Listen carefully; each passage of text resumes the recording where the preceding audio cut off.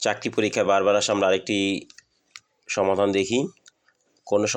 কোনো লঘিষ্ঠ সংখ্যার সাথে 2 যোগ করলে যোগফল হবে 12, 18, 24 দ্বারা বিভাজ্য।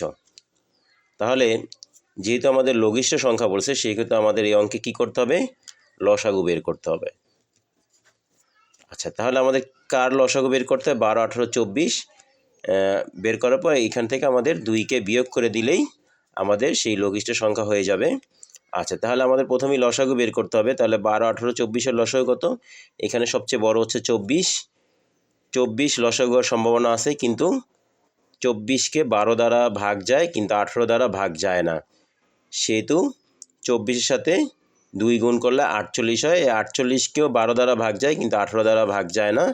সেহেতু আমরা 24-এর সাথে আবার 3 গুণ করব। 3 গুণ করলে হচ্ছে 72।